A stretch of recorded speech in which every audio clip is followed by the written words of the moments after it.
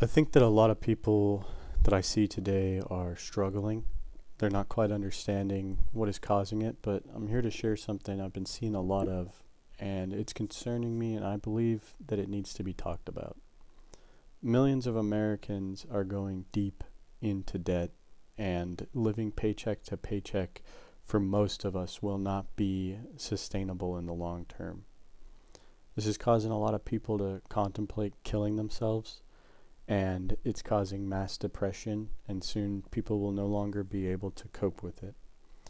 The reason why this debt crisis will not be sustainable for us is because credit cards are literally rigged to inflate faster than you can pay them down if you were only ever capable of making the minimum payment.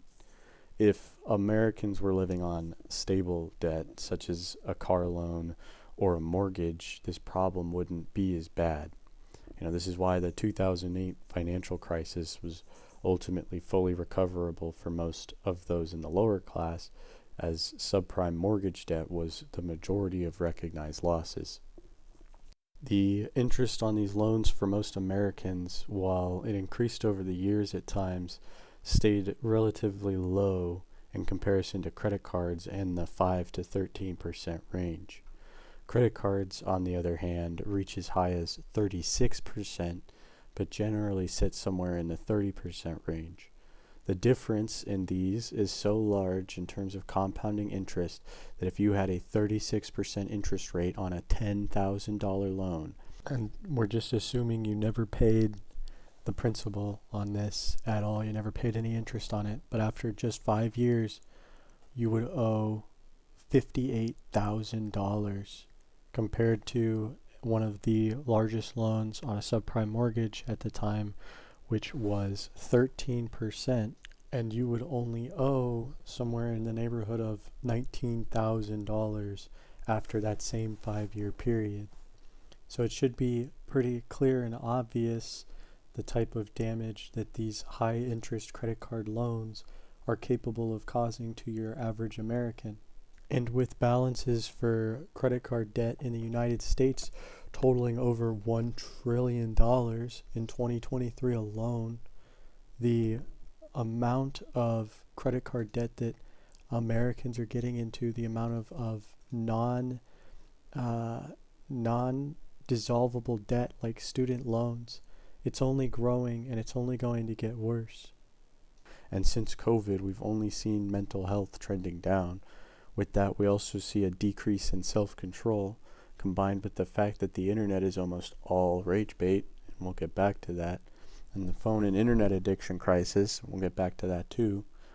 And what you have is a population that can't manage its emotions, can't manage their impulses, which means they can't help but go further into debt by consuming.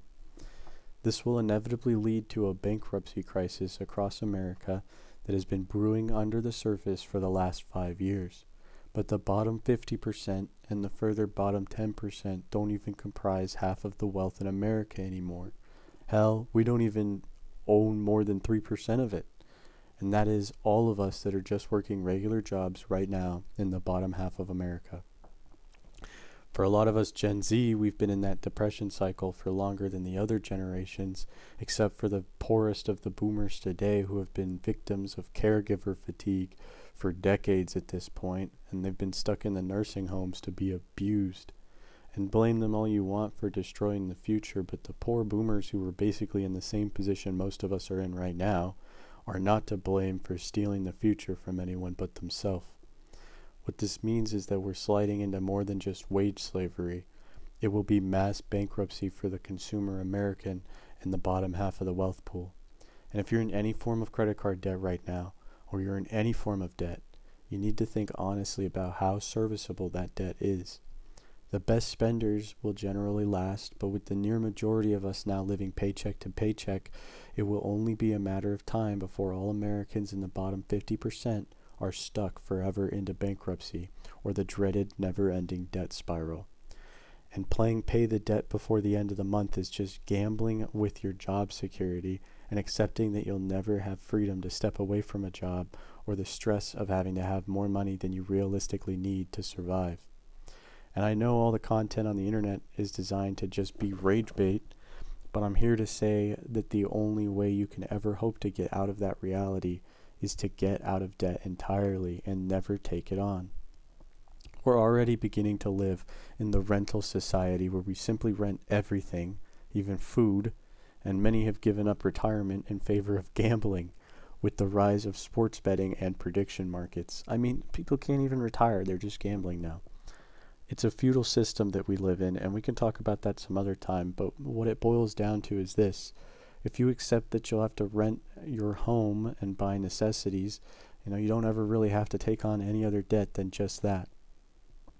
I've seen a lot of people beginning to break free from that mindset of needing to consume or to always buy the nicest thing or to upgrade their technology, but I'm not seeing a large amount of people sounding the alarm about the even more sinister crisis that's going to make all of this even worse and how we can genuinely fix it.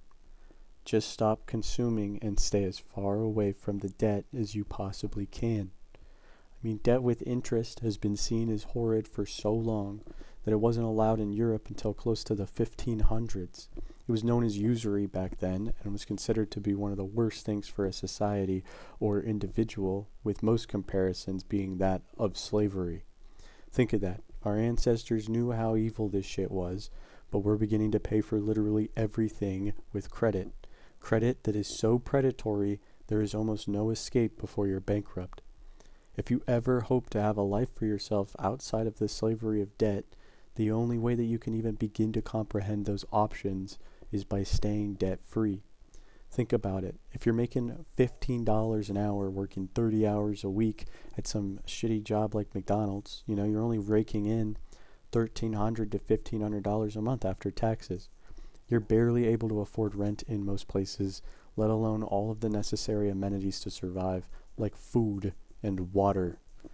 I know a lot of people are going to say that this is a weak mindset to suggest that you consume less, but I'm being so real here when I say that consuming less is actually the stronger mindset to have. You don't need to be chasing the FOMO trends. You don't need to be constantly plugged into the internet 24/7 like it's a morphine drip into your brain cells. The consumer mindset of having the nicest things and having the biggest house and having the most debt taken on is falling apart before our eyes, and many of us are quietly coping with habits that only make the problem worse. Living a simple life, having less overhead, having less monthly payments required of you, is the first step in actually achieving any financial goal you could set. If you're constantly trying to dig out of the debt hole, you'll never actually be able to build anything. In America, if you're in the bottom 50%, you need to accept that for the time being, until we can form together to change things, the world is not going to let you endlessly consume on debt cycles. Reducing your consumption has honestly never been easier. It's not like the restaurants are good anymore. I don't know about you guys, but I go out to eat today and I'm almost always purely disappointed and dissatisfied with the Cisco reheated garbage that gets served to me for $30 a damn plate. I mean, when you cook at home, not only do you save money, you also end up saving time and eating better tasting food too. Just as an example, I used to only make fancy meals at home. If I wasn't going to go out of my way to make some homemade dish with all fresh ingredients, like making some chicken Alfredo with homemade pasta and seasoned chicken I oven baked in a sauce that I made entirely from scratch, or something that requires, genuine, serious time and effort, I would just go out to eat because it used to be better than whatever quick meal I could whip up. But today, man, I don't know, the quick meal that I put, just enough effort into, say I cooked it, pressing a button on the Instapot and pressing the button on my rice cooker, I can make food that tastes genuinely better than anything I could get at a restaurant these days. And that's not me saying that my cooking is the greatest thing ever. What I'm saying is that these restaurants have gotten so genuinely bad that low effort cooking at home ends up being the tastier option. People shit on low effort cooking, on slow cookers or pressure cookers, for taking the flavor out of the food. And in some cases, it's not inaccurate to say that, but that's why you got to have a good spice rack, good oil. Almost all the flavor you're going to get out of food is going to come from the fat and the spices. Most people say that they don't have time to cook at home. I think it's becoming more and more obvious that the real answer is they don't have the willpower to put in the effort to cook at home. I mean, most restaurants you go out to nowadays, even the fast food places, have you waiting like 30 minutes after you order to get your food at the minimum. You know, the last restaurant I worked at had ticket times reaching close to an hour during the rushes, and that's becoming the norm at many places. But that thought that it takes effort to cook at home is just simply not true. The biggest step up to your home cooking that I think I can say is that you should stop approaching cooking from an end point. You know, don't say, I want to make this super complex dish, and then you go buy all the ingredients, but everything you bought can only be used to make that one dish. And then you either spend all week eating a single dish over and over again, which just makes you tired and miserable, or you spend 3 times more than you need on groceries and end up wasting food. The better way to approach cooking is to think about what you want your staple ingredients to be, and then to just find new ways to make those ingredients taste different. With just chicken, rice, and pasta as your staple, the amount of food diversity you have available to you is insane. Most restaurants do the same shit. They have like 10 ingredients in the kitchen, and everything they make is just some reordering of the ingredients. Your chicken nachos use the same chicken as your tacos and your pastas and your sandwiches. I feel like most of us in Gen Z are choosing to just brain rot over actually having hobbies, with screen times reaching like 4 to 9 hours on average for our generation. But we gotta break out of that mindset of coming home and mindlessly scrolling until the day is over. The reason you don't enjoy doing anything isn't just because of some magical chemical in your brain called dopamine. It's mostly because of how you're training that dopamine to be used. You know, you're living in this cycle of addiction where your brain wants to seek out the easiest form of dopamine that it can get. And the first thing you do when you wake up is pull open your phone and start scrolling through social media and start watching short form content like TikTok. And you start, from the moment you wake up, you start getting your dopamine from your phone, from your screen. And that cycle will never end if you just keep feeding into it. You know, dopamine is not this magical chemical that can sniff out all the good things. You know, it just knows what you've done in the past. And when you just keep doing the same thing over and over again, your brain adjusts to it and starts being like, you know what? I actually enjoy this. Let me dump dopamine into your brain. It doesn't help that these tech companies and pretty much everything on the internet now is designed to be as stimulating, as addicting as possible, as rage-inducing as possible, all so that you can end up in an endless cycle of emotional instability that keeps you from ever actually having the willpower or the self-control or the impulse control to actually change your life for the better. And it just leads people to giving up, where they sit there and they constantly, it's almost like people end up in cycles of binge and bust, you know, where you can see it with a drug user, you can see it with an alcoholic or with a gambling addict or with one of these addictions that will just destroy your life when you fall into it.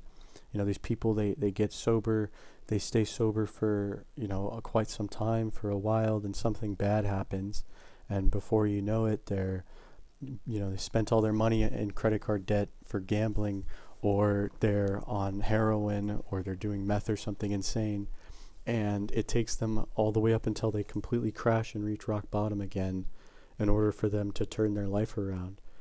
Well, phone addiction is kind of the exact same thing. This internet addiction is the exact same thing, but the consequences are spread out so much further. It's like cigarettes. We all know cigarettes kill people, and we know they kill more people than just about anything else in the world, with 400,000 deaths every year. And yet people still smoke, right? People still do that because the timeline of killing yourself by smoking is so much further than the timeline of killing yourself through something like heroin use. You can't get out of the cycle of phone addiction or internet addiction through reducing your consumption of your phone. I mean, many people probably could, but it's almost like going up to an addict and telling them to just do less drugs. You know, many of us can immediately see and understand that that's obviously not going to work.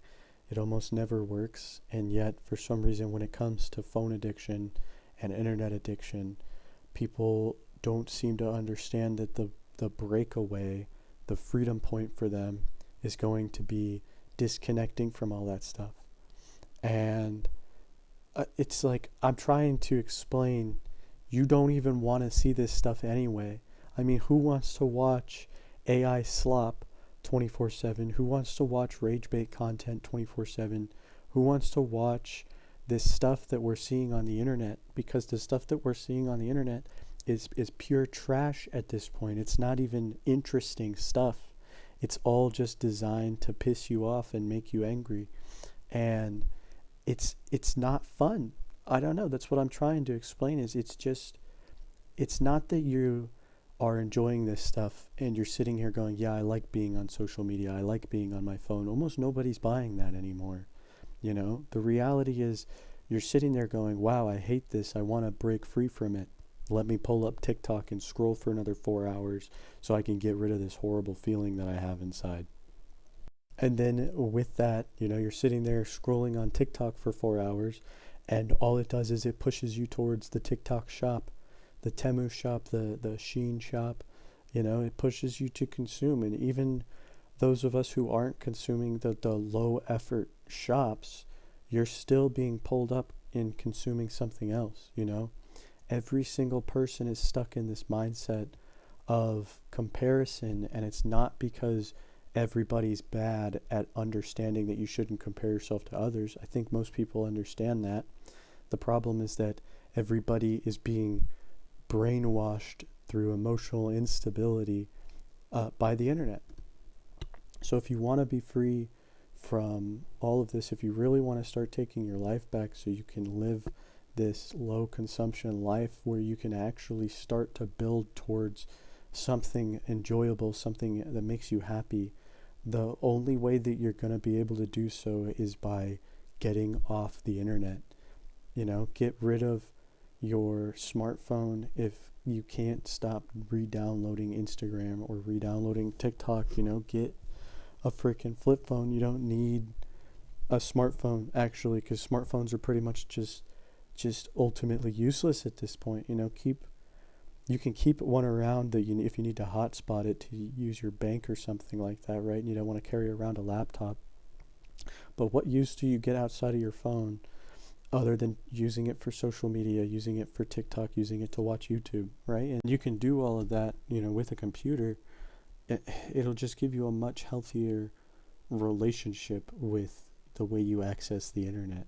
So once you can break away from the internet addiction, you're able to actually start retraining the dopamine in your brain, because the dopamine doesn't give a fuck what you do. I'm being so real. It doesn't care what you do. It just cares what you've been doing, and it keeps sitting there going, what is the easiest way that I'm going to get that happy chemical? What is the easiest way I'm going to be able to rub my reward centers in my brain?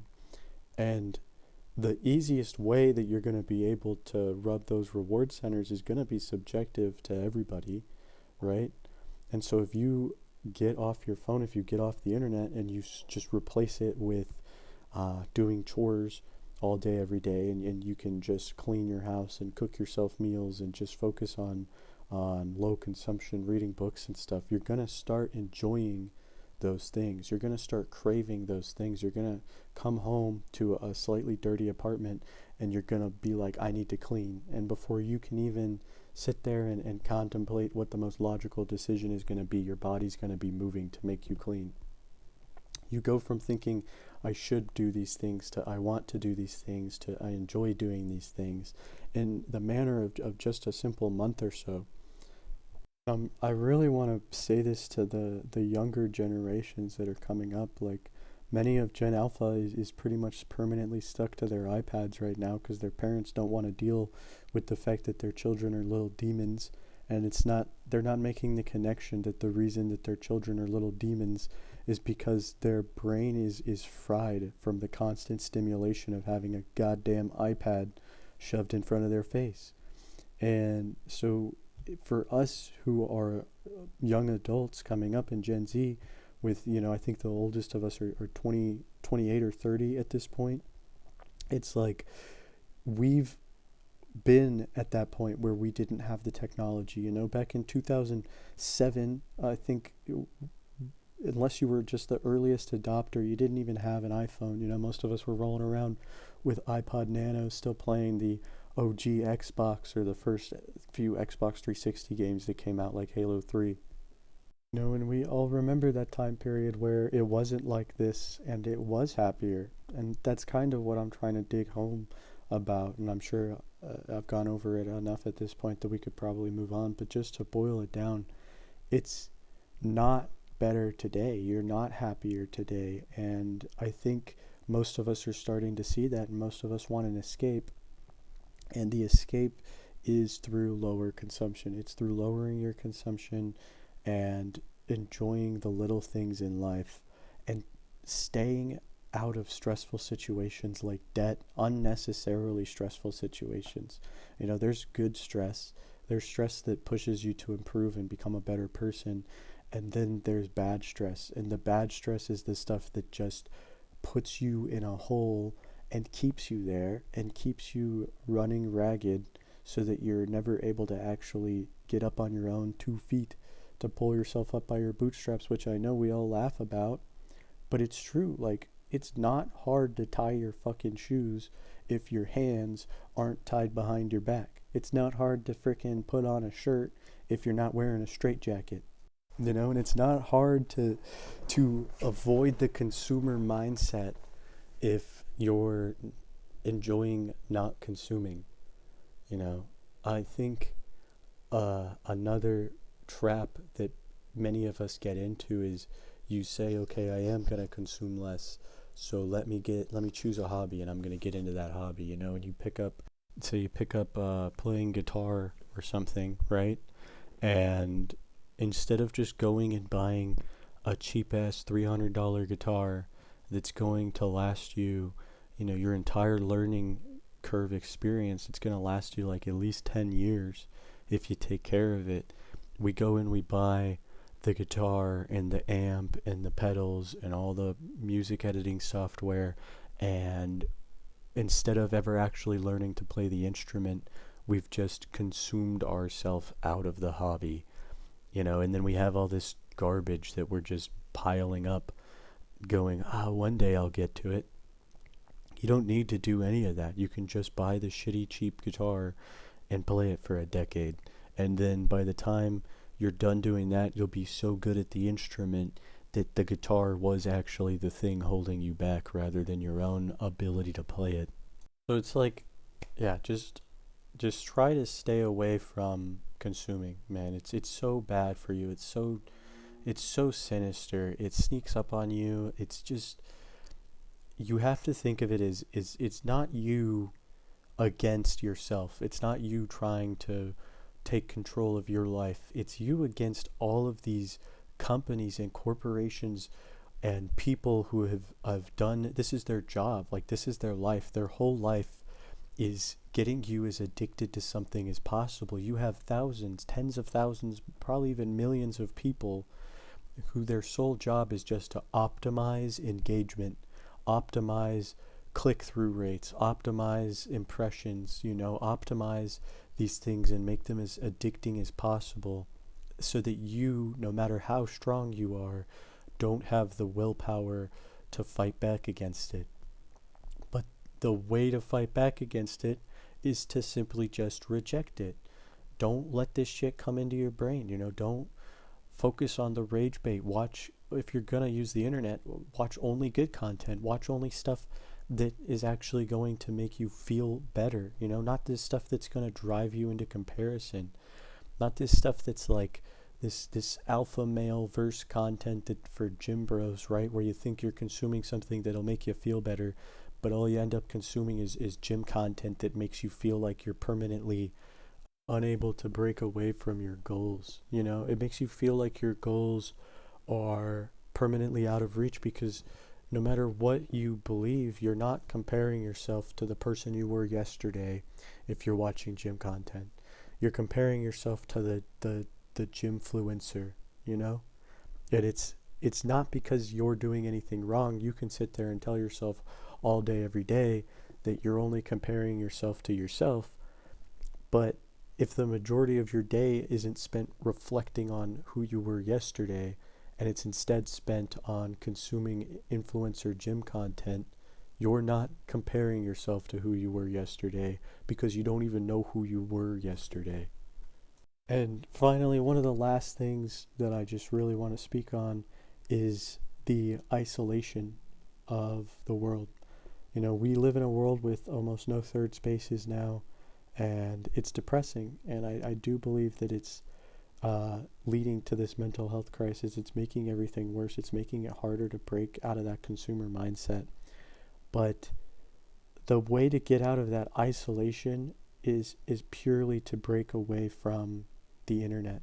When you aren't consuming social media or YouTube or this internet garbage slop, and you're actually focusing on your hobbies and you're actually focusing on training your dopamine system to make you enjoy the little things, and you're staying out of these unnecessarily stressful situations, you're going to naturally want to go seek out connection with others.